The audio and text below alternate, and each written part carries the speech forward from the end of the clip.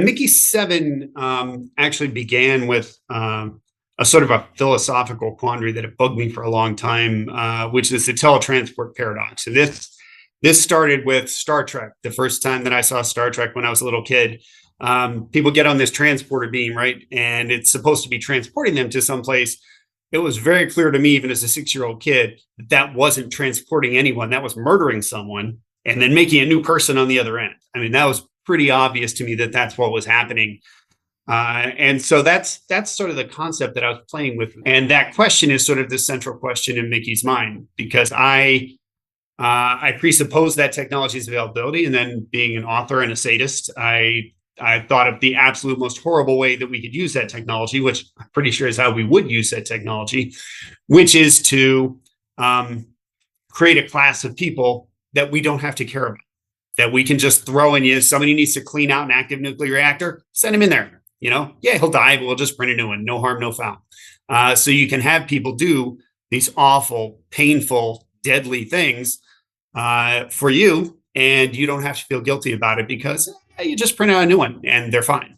But from Mickey's subjective experience, it's not fine because dying sucks, and he's not sure that he's really the same person he was before. He's not. He feels like he was the same person as he was 10 years ago, but he has this haunting thing in the back of his mind of maybe that original him is actually just dead, and maybe I've only been alive for the last week and a half, and maybe when I die, that's it for me, and somebody else just takes over.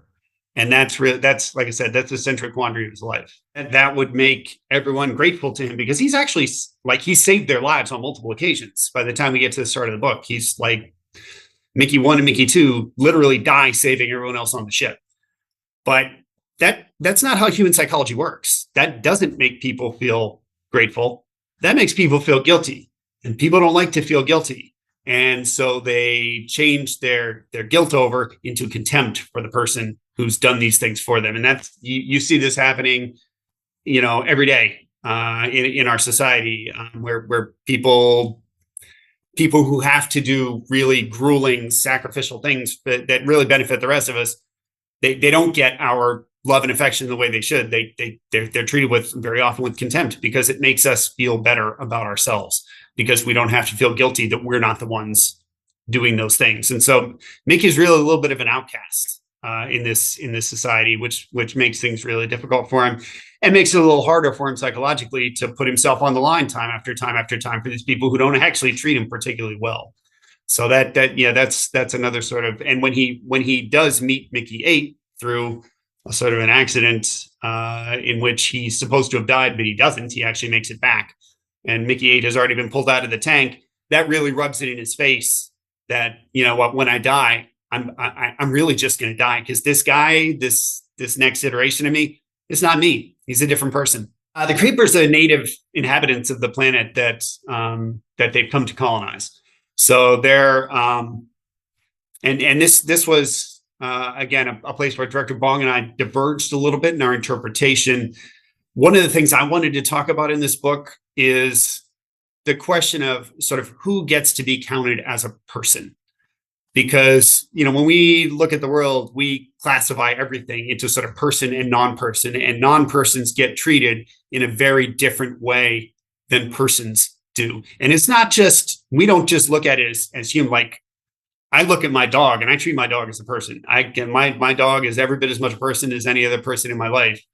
And I think a lot of people are like that with beloved pets, whereas, a pig that gets turned into bacon, just as smart, probably smarter than dogs, honestly. Pigs are very, very intelligent creatures, very social creatures, but we don't grant them personhood. And so we don't feel bad when we chop them up into meat. At least, well, some of us do, most of us don't. And of course we dehumanize plenty of other actual human beings as well. The only reason that we can do some of the horrible things that we do to each other is by taking away that designation in our mind of personhood from people for various reasons, mostly completely unjustified. And so my question was, could we extend that idea of personhood to something completely alien? And to make that a difficult question, I deliberately set out to make the Creepers as alien, as sort of awful, as off-putting as I possibly could. And so in my descriptions of them, I really I kind of go overboard in making sure that I make it clear that these are absolutely the most hideous things that you can imagine. When you have an alien that's like an Ewok, everybody loves Ewoks, right? You'd snuggle with an Ewok, no problem. They're really cute and cuddly. Creepers are not cute and cuddly at all. And so I wanted it to be a hard leap to see them as people. And at the end of the day, Mickey makes that leap, and he's trying to drag the rest of his fellow colonists along with him. And in this case, the opportunity arose because Warner Brothers optioned MICKEY7 for film. And that opened up some opportunities to me that I would not have had otherwise. And at the time that I finished MICKEY7, I was really at a bit of a low point in my career. I hadn't published a book in a couple of years. The End of Ordinary, my second novel, did not do well commercially, which makes things tough on your agent trying to sell your next book. He wasn't even sure he'd be able to sell MICKEY7 when I turned it into him. And then 20 days later, we had an option deal with Warner Brothers. I mean, literally 20 days, 23 days, I think, after I handed the finished PDF draft to him, we had an option deal with Warner Brothers, which, like, you know probably as well as I do, that is not how this business is supposed to work. It's just not how things go. I still don't have a good explanation for why this went the way that it did. I really approached it with a level of disbelief the entire time. I mean, what you just said, you've had some books optioned. I mean, John Scalzi talks about how Old Man's War's been optioned 4 different times by 4 different studios. That's a really common story. And that's what everybody told me when this first happened was cash a check, have a nice time, take your wife out to dinner. But don't think about it anymore because it's not going to happen. They're not actually going to make the movie. They never do. Like, I've had 4 books to option. None of them ever got made. None of them ever got made is always the follow on to that. And then we just kept going through the process and it kept not dying. They're like, well, yeah, they optioned it, but there's no talent attached. Well, okay, Bong Joon-ho's attached, but there's no acting. Well, okay, they got Robert Pattinson signed on to star, but like they don't have a production date. Okay, they're going to start filming.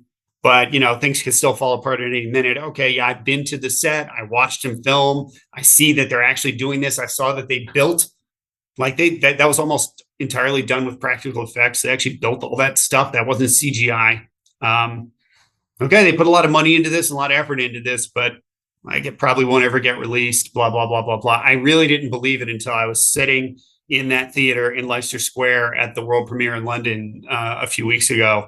Like, I guess it's if they're going to lift that curtain and say, hey, this was a big practical joke, Ed, we got you.